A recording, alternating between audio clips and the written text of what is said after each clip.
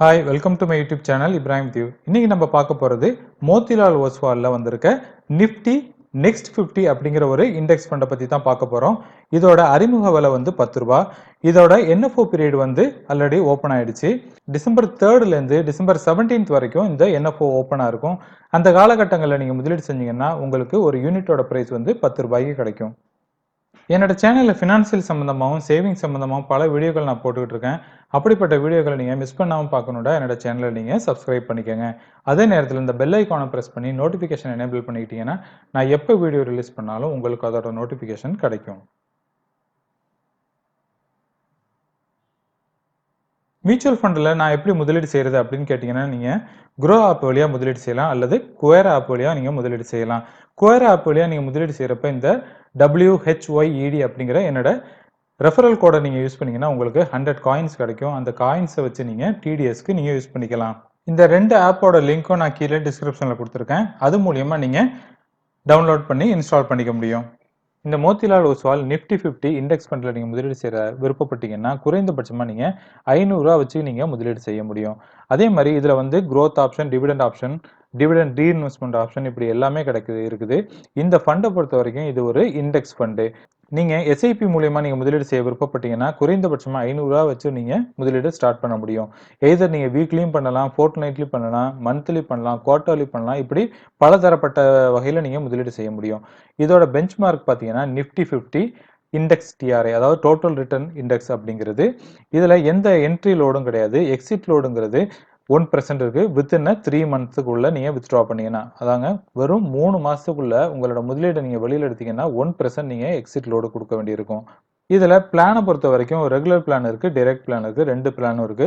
Expense ratio பொறுத்த வரைக்கும் direct பிளான்ல முதலீடு செஞ்சீங்கன்னா உங்களுக்கு 0.10 தான். அதே நேரத்தில் ரெகுலர் பிளான் நீங்க முதலீடு செய்யறப்போ 0.50 இருக்கும். அதாவது 4 டைம் அதிகமா இருக்கும்.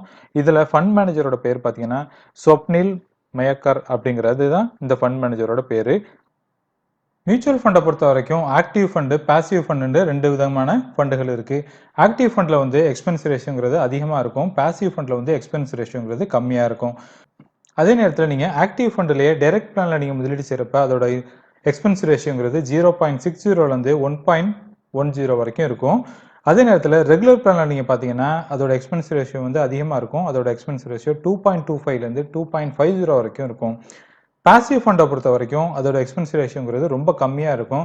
டைரக்ட் பிளானில் பார்த்தீங்கன்னா வெறும் 0.10 தான் இருக்கும். அதே மாதிரி ரெகுலர் பிளானில் பார்த்தீங்கன்னா 0.50 இருக்கும். இந்த ரெண்டோட வேரியேஷன் பார்த்தாலே உங்களுக்கு தெரியும் இது எந்த அளவு பாசிவ் ஃபண்டை பொறுத்த வரைக்கும் அது சீப்பானது அப்படிங்கிறது. பாசிவ் ஃபண்டு ஏன் சீப்பாக இருக்குன்னு பார்த்தீங்கன்னா இதில் ஃபண்ட் மேனேஜரோட ரோல் வந்து பெருசாக இருக்காது.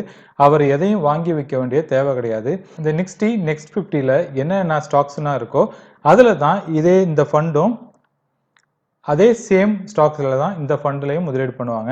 அப்படி இருக்கிறப்ப ஃபண்ட் மேனேஜரோட ரோல் வந்து பெரிய அளவில் இருக்காது. அதனால இந்த எக்ஸ்பென்ஸ் ரேஷியோங்கிறது கம்மியாக இருக்கும். நிஃப்டி நெக்ஸ்ட் 50ல என்னென்ன ஸ்டாக்ஸ் இருக்கு அந்த டீட்டெயில் எல்லாம் நம்ம பார்த்து தெரிஞ்சுக்க வேண்டிய அவசியம் இருக்கு. இந்த ஸ்கிரீன்ல பார்த்தீங்கன்னா இதில் ஃபினான்ஷியல் சர்வீஸ், ஃபார்மா அப்படி இப்படின்னு ஃபுல் ஸ்கிரீனும் நான் எடுத்து இதில் கொடுத்துருக்கேன். நான் இப்போ இருக்கிறது வந்து நேஷனல் ஸ்டாக் எக்ஸ்சேஞ்சோட வெப்சைட் இது. அதில் போய் என்னென்ன ஸ்டாக்ஸ் இருக்குன்னு ஃபுல் டீட்டெயிலை நான் உங்களுக்கு காட்டுறேன். ஃபினான்ஷியல் சர்வீஸை பொறுத்த வரைக்கும் கிட்டத்தட்ட 29.13% இருக்கு. அந்த ஃபினான்ஷியல் சர்வீஸில் பார்த்தீங்கன்னா இதில் டபுள் கிளிக் பண்ணி பார்த்தீங்கன்னா இதில் வந்து SBI லைஃப், ICICI ப்ரூடென்ஷியல், அப்புறம் PFC, HDFC, AMC, PNB இந்த மாதிரி முன்னணி நிறுவனங்கள் தான் இருக்குது. பஜாஜ் ஹோல்டிங் இருக்குது, HDFC லைஃப் இருக்குது. நாம் ஏற்கனவே நிஃப்டி 50ங்கிற ஒரு ஃபண்டை பற்றி பார்த்தோம். நிஃப்டி 50ங்கிறது நாட்டில் இருக்கிற நம்ம இந்தியா நாட்டில் இருக்கிற முன்னணி நிறுவனங்களாக இருக்கிற ஒரு 50 கம்பெனிகளோட அந்த ஸ்டாக்ஸ் விவரங்கள் தான் வந்து அந்த நிஃப்டி 50ல இருக்கும். அதே மாதிரி தான் அந்த நிஃப்டி 50க்கு அடுத்ததாக வந்து நிஃப்டியோட நெக்ஸ்ட் 50, அதாவது பெரும்பெரும் நிறுவனங்களில் 50 நிறுவனங்களை அடுத்ததாக உள்ள மேலும் ஒரு 50 நிறுவனங்களை தான் இந்த நிஃப்டி நெக்ஸ்ட் 50 அப்படின்ட்டு நாம சொல்றது. அதுல என்னென்ன பங்குகள் இருக்கு அந்த டீட்டெயில் எல்லாத்தையும் நம்ம இப்போ பார்க்கலாம். நான் இப்போ இருக்கிறது நேஷனல் ஸ்டாக் எக்ஸ்சேஞ்சோட அந்த வெப்சைட்ல இருக்கேன். அந்த வெப்சைட்ல பாத்தீங்கன்னா நிஃப்டி நெக்ஸ்ட் 50யோட அந்த ஸ்டாக்ஸ் டீட்டெயில் எல்லாமே இருக்கு. அந்த டீட்டெயில் என்னென்ன இருக்குன்னு ஒன்று ஒன்றா பார்க்கலாம். இந்த நெக்ஸ்ட் 50ல பார்த்தீங்கன்னா இந்த ஃபினான்ஷியல் சர்வீஸை நீங்கள் கிளிக் பண்ணி பார்த்தீங்கன்னா இதில் வந்து SBI லைஃப் இருக்குது, ICICI ப்ரூடென்ஷியல், அப்புறம் HDFC லைஃப், அப்புறம் பஜாஜ் ஹோல்டிங் இந்த மாதிரியான முன்னணி நிறுவனங்கள் தான் இருக்குது. அதே மாதிரி ஃபார்மா செக்டரில் வந்து என்னென்ன இருக்குன்னு பார்க்கலாம்.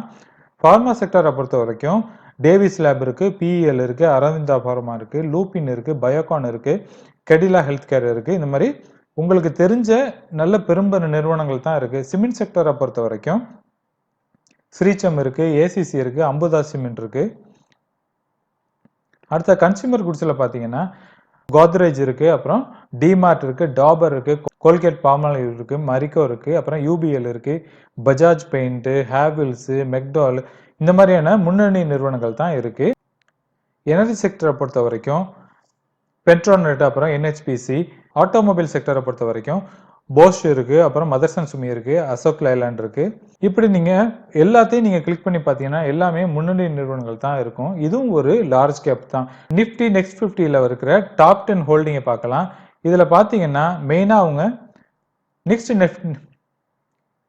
நிப்டி நெக்ஸ்ட் 50யோட செக்டர் அலோகேஷன் எப்படி இருக்குன்னு பாருங்க. ஃபினான்சியல் சர்வீஸ்ல வந்து 29%, அப்புறம் கன்சியூமர் குட்ஸ்ல வந்து கிட்டத்தட்ட 24.9%, ஃபார்மா, இப்படி பலதரப்பட்ட துறைகள் இதுல இருக்கு. இதுல டாப் 10 ஹோல்டிங் பார்த்தீங்கன்னா எஸ்பிஐ லைஃப் இன்சூரன்ஸோட 4.8%, அப்புறம் ஹெச்டிஎஃப்சியில் ஒரு 4.2%, அப்புறம் கோத்ரேஜ், டாபர் இந்தியா இருக்கு, அப்புறம் Hindustan petroleum, Shree cement, Divi laboratory, Petronet, அப்புறம் Pidilite industry, ICIC, Lombard insurance, இப்படிப்பட்ட முன்னணி நிறுவனங்களும் இதுல இருக்கு. நிஃப்டி 50க்கும் நிஃப்டி நெக்ஸ்ட் 50க்கும் ஸ்டாண்டர்ட் டிவியேஷன், அதாவது அதோட ரிஸ்க் குறியீடு பார்த்தீங்கன்னா இதுல நிஃப்டி 50யோட ரிஸ்க் குறியீடு வந்து 12.31 இருக்கு. அதே நேரத்தில் நிஃப்டி நெக்ஸ்ட் 50யோட ஸ்டாண்டர்ட் டிவியேஷன் வந்து 15.78 இருக்கு. அதாவது இதை விட வந்து நெக்ஸ்ட் 50ல வந்து வாலட்டிலிட்டி கொஞ்சம் அதிகமாகவே இருக்கும். இந்த ஸ்கிரீன்ல பாத்தீங்கன்னா இதுல எவ்வளவு ரிட்டர்ன் வந்திருக்கு அதை பார்க்குறோம். ஃபர்ஸ்ட் நீங்க பார்க்குறது நிஃப்டி நெக்ஸ்ட் 50யோட ரிட்டர்ன் பார்க்குறீங்க. அடுத்ததா பார்க்குறது நீங்க நிஃப்டி 50, அதாவது நேற்று நான் ஒரு வீடியோ போட்டிருந்தேன். அதில் நிஃப்டி 50ங்கிற ஒரு குறியீட்டில் முதலீடு செய்கிறத பற்றி நான் சொல்லியிருந்தேன். இந்த ரெண்டுக்கும் பார்த்தீங்கன்னா 2008ல் கிட்டத்தட்ட நெக்ஸ்ட் 50 வந்து 62% குறைஞ்சிச்சு. அதே நேரத்தில் நிஃப்டி 50ங்கிறது ஒரு 50% தான் குறைஞ்சிச்சு. இப்போ 2018ல பார்த்தீங்கன்னா 12% வந்து நெக்ஸ்ட் 50 குறைஞ்சிச்சு. அதே நேரத்தில் நிஃப்டி 50 வந்து வெறும் 1.4% தான் குறைஞ்சிச்சு. இந்த ரெண்டுக்கும் உள்ள கம்பேரிசன் பார்த்தீங்கன்னா இதில் வந்து மார்க்கெட்டில் ஓரளவு ஸ்டேபிளாக இருக்கும். அதே நேரத்தில் இந்த நிஃப்டி நெக்ஸ்ட் 50ல வந்து மார்க்கெட்டில் வாலட்டிலிட்டியும் அதிகமாக இருக்கும். அதே நேரத்தில் ரிட்டர்ன் கொடுக்கறதும் கொஞ்சம் இதை விட இதில் வந்து கொஞ்சம் அதிகமாக இருக்கும். இந்த ஸ்க்ரீனில் நிஃப்டி 50 வந்து எவ்வளோ ரிட்டர்ன் கொடுத்துருக்குன்னு பார்க்குறீங்க. ஒரு வருஷத்தில் கிட்டத்தட்ட 16% ரிட்டர்னும், 2 வருஷத்தில் 8.7, அப்புறம் 3 இயரில் 12.7 கொடுத்துருக்கு, 5 இயரில் 8.8% ரிட்டர்ன் கொடுத்துருக்கு, 7 இயரில் 12.7%, அப்புறம் 10 இயரில் 11% கொடுத்துருக்கு. அதே நேரத்தில் இந்த நிஃப்டி நெக்ஸ்ட் 50ல பார்த்தீங்கன்னா கிட்டத்தட்ட 1 இயரில் 9.4% தான் கொடுத்துருக்கு. அதே நேரத்தில் 7 வருஷத்தில் பார்த்தீங்கன்னா 16.3%ம், 10 இயர்ஸில் பார்த்தீங்கன்னா 13.5%ம் ரிட்டர்ன் கொடுத்துருக்கு. ஏன் இதில் அதிகமாக இருக்குன்னு பார்த்தீங்கன்னா நான் சொன்னது மாதிரி நிஃப்டி 50யை விட நிஃப்டி நெக்ஸ்ட் 50ங்கிறது கொஞ்சம் வாலட்டிலிட்டி அதிகமாக இருக்கும். அதே நேரத்தில் ரிட்டர்னும் நிஃப்டி 50யை விட நிஃப்டி நெக்ஸ்ட் 50ல வந்து அதிகமாக கிடைக்கிறதுக்கு வாய்ப்பு இருக்கு. இன்னைக்கு பார்த்த வீடியோவில் நிஃப்டி நெக்ஸ்ட் 50னா என்ன, அது எந்தெந்த பங்குகளில் முதலீடு செய்யுது, அந்த டீட்டெயில் எல்லாம் நான் உங்களுக்கு சொல்லியிருந்தேன். இந்த வீடியோ பிடிச்சிருந்துச்சுன்னா லைக் பண்ணுங்க, உங்க ஃபேமிலி ஃப்ரெண்ட்ஸோட ஷேர் பண்ணுங்க. இதே மாதிரி ஒரு நல்ல டாபிக்கோட எகைன் நான் உங்களை மீட் பண்றேன். அது வரைக்கும் டேக் கேர், பபாய்.